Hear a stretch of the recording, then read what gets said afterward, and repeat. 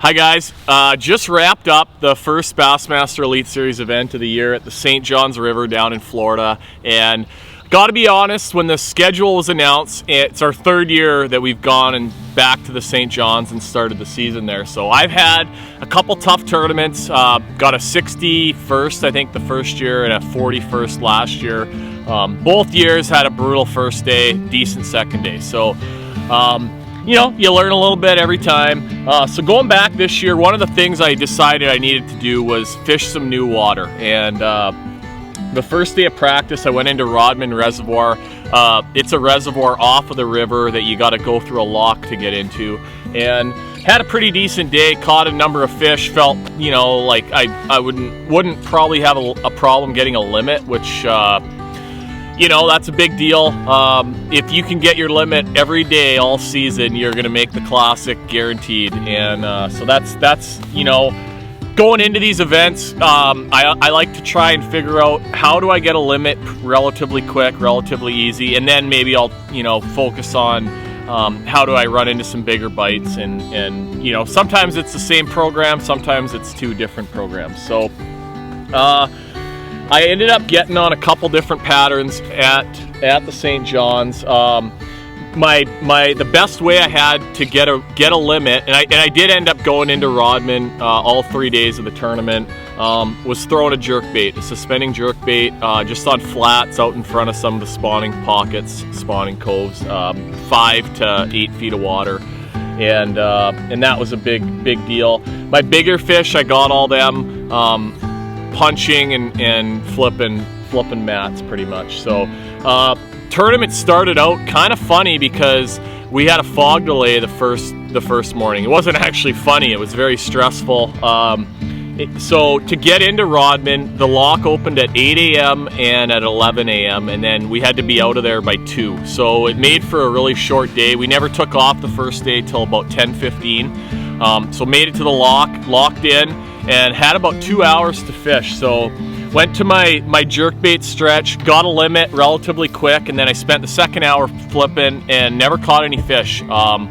Just, you know, I chose an area, it's full of stumps, so it's tough to get around. I didn't really necessarily get to fish the best places that I felt like I had, but I just tried to make the most of the time that I had. So yeah, just a suspending jerkbait, that's a megabass.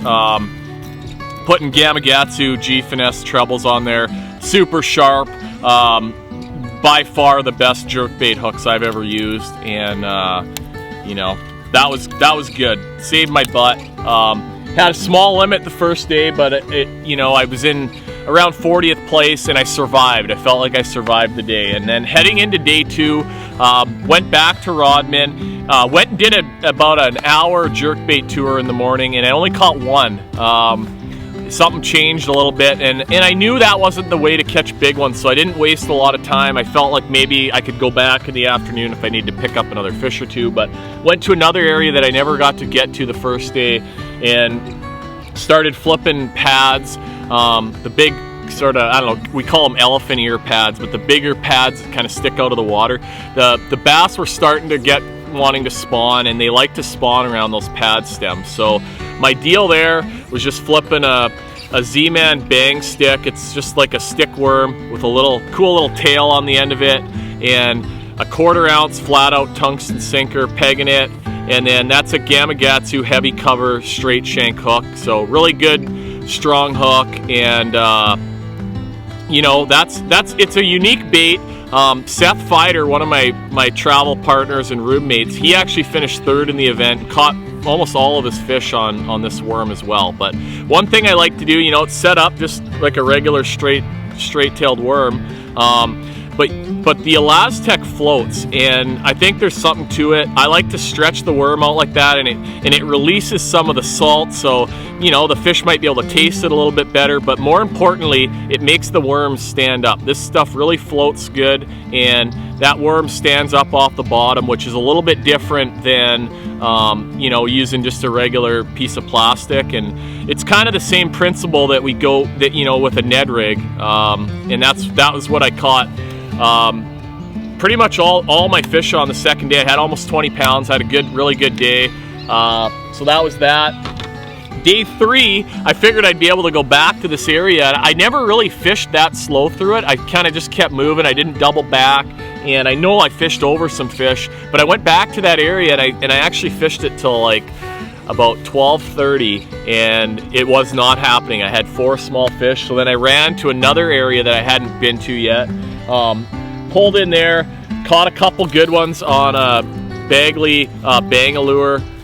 It's just a little topwater prop bait, really a popular bait down in Florida, and caught a couple there, so I called a few times, and then I had a few mats to go flip, and the very first one I pulled up to, I flipped into it, and I caught a 6-pounder. So that really saved my butt, and I went hard on flipping and pitching for the last 20 or 30 minutes that I had.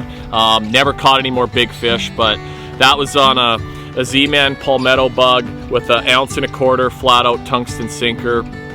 And I'm mentioning flat out just because with tungsten, it's more expensive, and there's different qualities of it that you can get. The flat out weights are really good. They will never cut your line or harm your line, and that's important. So just really a good high quality sinker. They're made down here in Florida.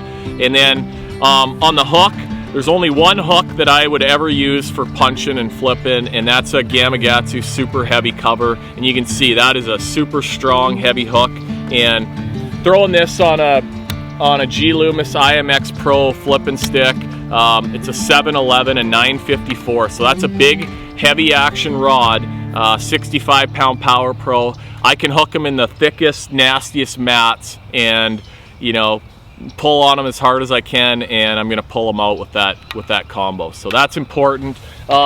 Just going over some of the rods, the jerk bait and the prop bait I actually threw on the same rod. This is a 7-foot G Loomis Conquest, Shimano G Loomis Conquest rod, and an 842. So relatively light action, soft tip. I can cast really accurate with the prop bait, put it in little holes around some of the pads and cypress trees.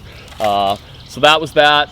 The bang stick, I flipped that around. Also used straight 50-pound Power Pro, super slick, and that's on a 7.6, a 904. So pretty heavy action rod, and these are beautiful, these Conquest rods. I mean, the lightest, most sensitive rods that I've ever used. So that was the tackle that got me through the event. I ended up in 24th place, so great start to the year. Got some points, made some money, and just kind of survived a place that I was a little bit nervous about, just because I've struggled there the last couple times. So we got a few days off, heading up to Knoxville, Tennessee for the next event on the Tennessee River, and it's going to be cold. It's going to be a lot different than fishing in Florida, but I'm looking forward to it.